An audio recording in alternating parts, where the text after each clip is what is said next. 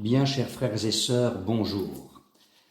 Nous lisons dans le livre du prophète Amos au chapitre 2, les versets 11 et 12, cette parole de l'Éternel: « J'ai fait se lever d'entre vos fils des prophètes et d'entre vos jeunes gens des Naziréens. N'en est-il pas ainsi, enfants d'Israël, dit l'Éternel ?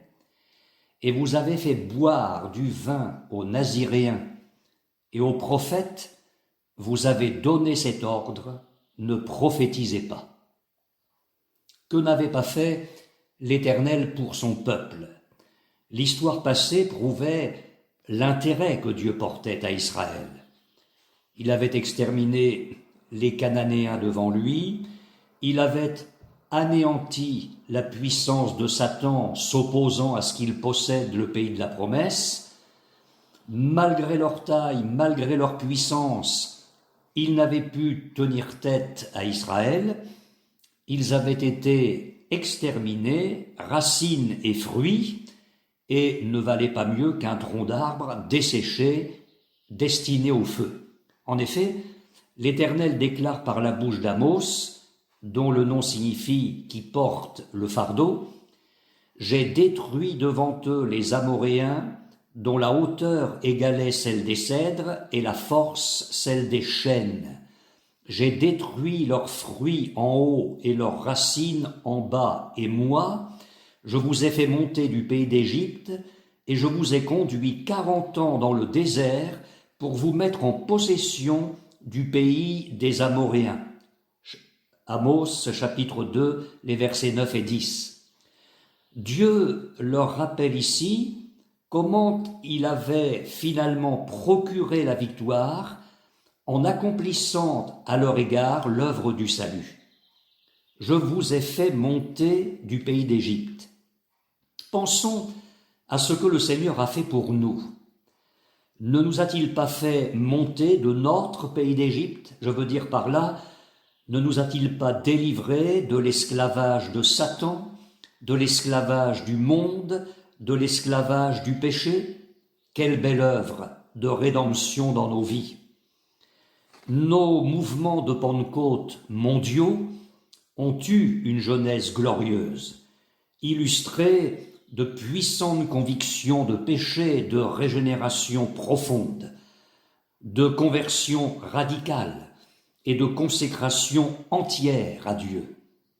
L'horreur du péché, la redoutable sainteté de Dieu, la profondeur de son amour et de sa grâce, la puissance de l'œuvre accomplie par Christ à la croix, l'efficacité de son sang, tout cela était l'essence de la prédication des pionniers du pentecôtisme naissant ou renaissant.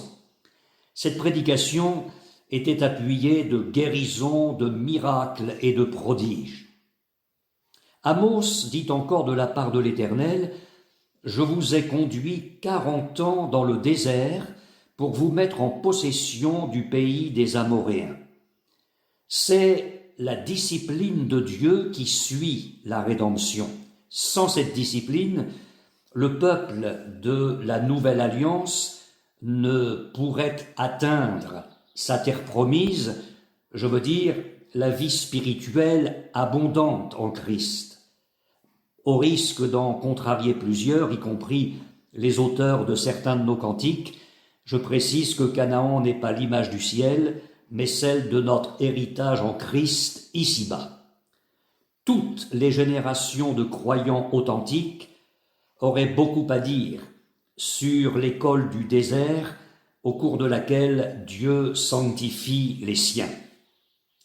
Une fois le peuple d'Israël installé dans sa nouvelle demeure, la terre promise, Dieu l'avait visité par les instruments de son esprit, avant tout par les prophètes qui, depuis Samuel surtout, ont abondé en Israël.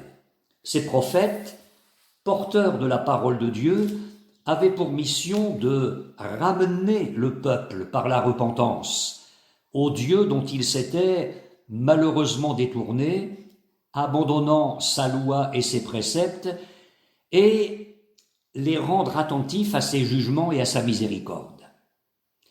Dieu avait aussi suscité parmi les jeunes gens des Naziréens, des hommes consacrés au service de Dieu. Leur exemple prêchait l'abstention des souillures du monde, le refus de tout ce qui produit l'ivresse, en satisfaisant les convoitises de la chair. En un mot, une vie sanctifiée. En effet, la parole de Dieu déclare dans le livre des Nombres, au chapitre 6, les versets 2 à 4, « Lorsqu'un homme ou une femme se séparera des autres en faisant vœu de naziréat pour se consacrer à l'Éternel, il s'abstiendra de vin et de boissons enivrantes. Il ne boira d'aucune liqueur tirée des raisins, et il ne mangera point de raisins frais ni de raisins secs. Pendant tout le temps de son naziréat, il ne mangera rien de ce qui provient de la vigne, depuis les pépins jusqu'à la peau du raisin. » Naziréat dérive d'un mot qui signifie se séparer des autres, se consacrer. Mais lui, le peuple d'Israël, qu'avait-il fait de ces dons divins? Ils avaient fait boire du vin à ceux qui ne devaient pas en boire. Ils avaient saccagé une voie de consécration, pourtant magnifique. Ils avaient encouragé ces jeunes gens au mal, à la rupture de leur consécration à Dieu. Ils avaient fait violer leurs vœux au naziréat. Eux que le prophète Ésaïe désigne à plusieurs reprises comme les ivrognes d'Éphraïm, avaient écarté le témoignage gênant des Naziréens en les obligeant à faire comme eux. Non contents de cela, ils avaient imposé silence aux prophètes. Ils leur avaient fermé la bouche, leur interdisant de parler de la part de l'Éternel. C'est aussi ce que constatait le prophète Ésaïe en son temps, au chapitre 30 de son livre, les versets 9 à 11, « C'est un peuple rebelle, ce sont des enfants menteurs, des enfants qui ne veulent point écouter la loi de l'Éternel, qui disent aux prophètes, « Ne nous prophétisez pas des vérités, dites-nous des choses agréables, prophétisez des chimères. Détournez-vous du chemin, écartez-vous du sentier, éloignez de notre présence le Saint d'Israël. » Il demandait aux prophètes d'avoir des visions enjôleuses. Il leur disait de faire cesser loin de leur face le Saint d'Israël. « Supprimez-nous le Saint d'Israël », ainsi que le traduit la version Tob. Le prophète Michée dénonçait la même iniquité au chapitre 2 de son livre, verset 6. « Ne prophétisez pas, disent-ils, qu'on ne prophétise pas de telles choses. » En résumé, la sainteté des premiers, les Naziréens, les gênait, et le message des autres, les prophètes, les offensait. Cette absence de toute crainte de Dieu allait être la cause d'un jugement sur Israël. Un jugement qui est comparé à un chariot chargé de gerbes au jour de la moisson qui passe, ébranlant le sol sous le poids des essieux. En effet, Amos dit de la part de l'Éternel, « Voici, je vous écraserai comme foule la terre un chariot chargé de gerbes. » Chapitre 2, verset 13. Quand la récolte serait engrangée, eux seraient foulés sous les roues. Image saisissante du jugement qui allait atteindre Israël et dont le tremblement de terre annoncé par Amos devait être l'avant-coureur. Dans les versets 14 à 16 du chapitre 2, l'Éternel annonce l'impossibilité d'échapper à ce cataclysme, ni l'agilité pour le fuir, ni la force pour lui résister, ni la vaillance pour sauver sa vie, ni l'habileté à manier les armes pour le combattre, ni le courage pour l'affronter. Tout manquera à l'homme en ce jour-là. Tel était l'arrêt irrévocable contre le peuple de Dieu. Et l'histoire a malheureusement confirmé la véracité de la parole de Dieu. Au fil des siècles, Israël n'a pas guéri de son mal.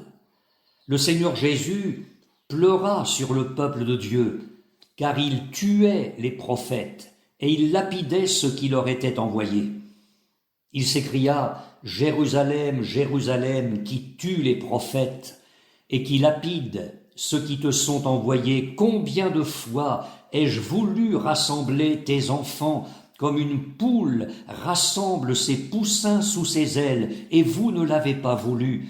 Voici, votre maison vous sera laissée déserte. » Ces paroles sont rapportées par Matthieu au chapitre 23, les versets 37 et 38 de son évangile.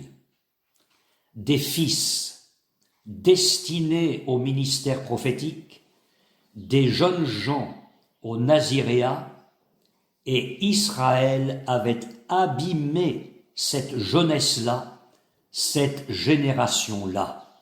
Quelle responsabilité!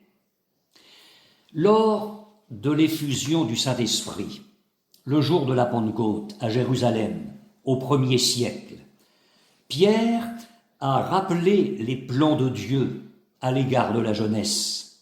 En effet, l'apôtre a cité l'antique promesse du prophète Joël, peut-être contemporain d'Amos. « Dans les derniers jours, dit Dieu, je répandrai de mon esprit sur toute chair. Vos fils et vos filles prophétiseront. Vos jeunes gens auront des visions. » Actes des Apôtres, chapitre 2, verset 17. Cette promesse entrait ce jour-là dans son glorieux accomplissement. Et les jeunes avaient leur part dans un pentecôtisme de feu, un mouvement céleste nourri de surnaturel divin. Dieu l'avait décidé ainsi. Nous en avons une illustration avec les 4 filles de l'évangéliste Philippe. Heureux papa dont il nous est dit que ces 4 filles vierges prophétisaient. Actes des Apôtres, chapitre 21, verset 9. Le Saint-Esprit, quand il vient en puissance sur une église, une ville ou un pays, vient avec sa propre stratégie et sa propre méthode de travail, écrit James Stewart dans son livre « Quand l'Esprit descendit », où il relate le réveil du Pays de Galles dans les années 1904-1905. Il ajoute « Ce fut un réveil de jeunes. Evan Roberts lui-même, qui fut l'instrument puissant entre les mains de Dieu lors de ce réveil, avait seulement 26 ans. Marie, sa sœur, qui prit une part active, avait 16 ans, tandis que leur frère Dan et le futur époux de Marie, Sidney Evans, avait environ 20 ans. Des milliers de jeunes sitôt convertis, écrit encore Stewart, allaient partout pour témoigner.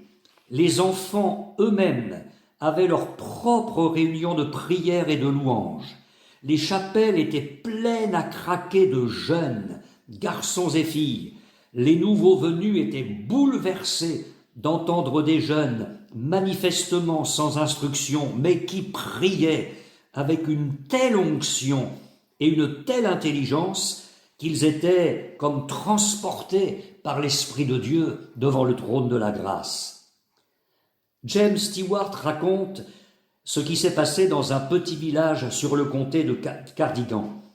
Là, écrit-il, le pasteur Joseph Jenkins était profondément troublé par la froideur de ses propres prédications et il priait désespérément pour une vie en Christ plus conséquente.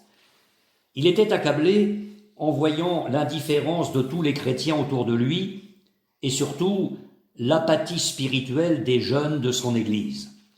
Il réunit ces jeunes et leur parla sérieusement, d'une manière pressante, de l'obéissance à l'Esprit de Dieu. Ceci se passait au début de l'année 1904. À la réunion de prière d'un dimanche matin pour les jeunes, le pasteur demanda des témoignages d'expériences spirituelles. Quelques jeunes s'exprimèrent sur différents sujets, mais le pasteur ne les laissa pas continuer. Enfin, une jeune fille se leva, Florie Evans. Elle s'était convertie quelques jours avant, une magnifique conversion. Elle se leva et dit d'une voix tremblante « J'aime Jésus-Christ de tout mon cœur ». À ces simples paroles, un frémissement parcourut toute l'assistance. C'est alors que le feu s'alluma, que s'élevèrent les premières flammes d'un feu qui allait bientôt s'étendre dans tout le pays. C'est alors que commencèrent les manifestations visibles de l'Esprit. L'Esprit se répandit comme un fleuve de vie qui allait par la suite toucher des milliers d'âmes. L'écho de la vague de bénédiction dans ce petit village se répandit de toutes parts. Des portes commencèrent à s'ouvrir et ces jeunes de 16 à 18 ans, entraînés par leur pasteur, commencèrent à diriger des réunions dans tout le sud du pays. Le feu gagnait en force et ces flammes irrésistibles bondissaient en avant. Des conventions de sanctification furent tenues dans l'ouest du pays de Galles. Fin de citation. En rapportant ces faits, je ne veux pas dire que Dieu a des plans seulement pour les jeunes. Je souligne simplement le fait que Dieu veut inclure les jeunes, selon ses promesses, dans un pentecôtisme de feu, de consécration, de sainteté, de séparation d'avec le monde, d'ardente intercession et de zèle dévorant pour les âmes dévalant vers l'enfer. Un puissant réveil éclata dans l'île de Timor en 1965. Kurt Koch en a rapporté l'historique dans son livre « Le réveil de Timor ». Il relate entre autres comment s'est constituée la première équipe timoréenne d'évangélisation. Sa création, écrit-il, remonte au dimanche 26 septembre 1965. Le jeune serviteur que le Seigneur avait choisi avait pris la parole à l'église au cours des cultes du matin et du soir. Un mouvement de repentance se produisit au sein de toute l'assemblée et lorsque l'orateur appela les gens à prendre une décision, plusieurs jeunes se levèrent. C'est ce soir-là que la première équipe fut formée. Notre jeune ami choisit 23 collaborateurs. Cette équipe s'en alla prêcher l'évangile dans toute l'île. Partout où elle arrivait, de nombreuses conversions se produisirent. Beaucoup de guérisons furent accordées par le Seigneur. L'équipe avait reçu 3 dons de l'Esprit, la puissance pour la prédication de l'Évangile, le don des guérisons et le don de prophétie. Le pasteur Daniel signale que dans la seule ville de Niki, 700 personnes furent guéries par la prière et l'imposition des mains. En voici d'ailleurs un exemple. En cours de route, ils rencontrèrent un homme paralysé. Ils lui annoncèrent le salut en Jésus, prièrent avec lui et il fut guéri. Fin de citation. Lorsque je considère le paysage pentecôtiste occidental d'aujourd'hui, du moins en partie, pour ne rien exagérer, je précise là-dessus, du moins en partie, pour ne rien exagérer, j'ai le sentiment d'assister à la dérive des continents. Je me suis converti au Seigneur voilà 56 ans. Je garde le souvenir de prédications centrées sur Jésus-Christ, son œuvre de rédemption accomplie à la croix, la nécessité de nous repentir, le renoncement à notre ancienne vie, bref l'Évangile. Cette bonne nouvelle touchait les âgés, les adultes et les jeunes, et elle était confirmée par des guérisons et des miracles. Aujourd'hui, on assiste à la proclamation d'un autre évangile, plus moderne, plus adapté à la société d'aujourd'hui. Il était temps de mettre au placard un message ringard qui n'attire plus personne. Fini la vieille Pentecôte, comme ils disent, d'un ton méprisant. Pour attirer les jeunes et remplir les salles, il faut du sang neuf, de l'ambiance, un message tonique, des décibels, des lumières, des kermesses, une sorte de Disneyland évangélique, des repas, beaucoup de repas, de la danse, des sauts de cabri, des déguisements, et j'en passe. Effectivement, les jeunes viennent et remplissent des salles. Une journaliste, faisant un reportage sur une méga-church évangélique en France, prévenait les téléspectateurs en ces termes: « Vous n'allez pas assister à un concert rock, mais à un culte évangélique. » Elle a bien fait de nous prévenir. Vous savez, le monde sait reconnaître ce qui vient de lui, ce qui lui a été emprunté. Alors oui, les jeunes viennent. Il faut dire que cet évangélisme revisité, relooké, n'a rien de rebutant pour la chair. Au contraire, elle l'émoustille. Un jeune futur baptisé disait en guise de témoignage: « Depuis que je suis venu dans cette église, j'ai retrouvé confiance en moi. » C'est tout ce qu'il avait à dire. Mais qu'ont-ils fait de notre jeunesse? Le fils prodigue est revenu repentant vers son père. Vous savez pourquoi? Parce que là où il se trouvait, il mourait de faim, et que dans la maison du père, il y avait du pain en abondance. Des pasteurs ont commis l'erreur de servir aux jeunes les carouges du monde pour mieux les attirer dans la maison. Pire encore, des jeunes sont arrivés avec un petit porcelet sous le bras, un reste de leur ancienne vie de misère. D'autres sont arrivés en compagnie d'une fille non repentante, rencontrée dans un lieu malfamé du pays éloigné, une sorte de trophée sentimental. Et la porte de la maison leur a été grande ouverte. On leur a même mis la plus belle robe sur le dos, sans les faire passer au préalable par la salle de bain. Et on a fait la fête, et on continue de faire la fête. Musique et danse abondent. Et cette jeunesse-là est en train de grandir dans un évangile qu'elle croit être le bon, puisqu'elle ne connaît que celui-là. Elle n'a pas d'autre base de référence pour faire une comparaison. Une équipe de jeunes d'une grande métropole française se livrait à un flash mob, effectuant une chorégraphie, gesticulant dans la rue, et les jeunes ont avoué: « Nous ne parlons pas de Jésus, sauf si on nous pose des questions. Nous sommes seulement là pour donner du bonheur aux gens. » C'est-à-dire que des jeunes sont aujourd'hui persuadés qu'on peut donner du bonheur aux gens sans Jésus. Mais c'est lui, Jésus, le Sauveur.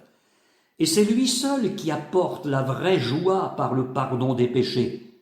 C'est en tout cas ce qu'ont proclamé les anges dans la nuit du premier Noël.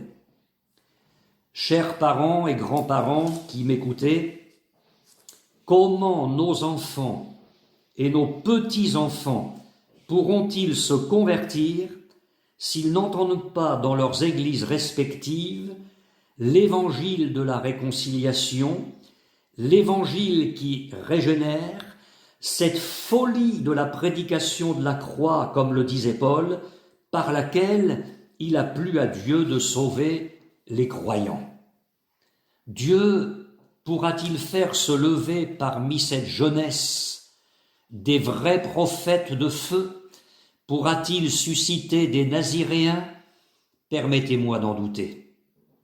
Et il y a les autres, certains jeunes qui ont connu la vraie voie, qui ont vu s'ouvrir devant eux les bons sentiers, qui ont entendu la fidèle parole de Dieu et qui, malheureusement, se sont laissés emporter, séduire, égarer. Dieu les avait conduits dans une consécration redoutable pour Satan. Ils ont violé leurs premiers engagements. Dieu les voulait dans la vie surnaturelle de l'esprit. Ils avaient d'ailleurs commencé à en connaître les délices, mais on les a priés de se taire. On a tué dans leur cœur tout neuf une vie de l'esprit naissante et prometteuse. Pourtant, la parole de Dieu déclare dans 1 Thessaloniciens chapitre 5 verset 19 « N'éteignez pas l'esprit, ne méprisez pas les prophéties ». Alors y a-t-il un espoir? Bien sûr, comme toujours avec Dieu. Le Seigneur attend un peuple dont les yeux sont ouverts, dont les oreilles entendent les paroles de Dieu, un peuple qui voit la vision du Tout-Puissant, un peuple qui connaît les desseins du Très-Haut, un peuple qui va prendre le sac et la cendre, qui va pleurer devant sa face et crier à lui pour un puissant réveil.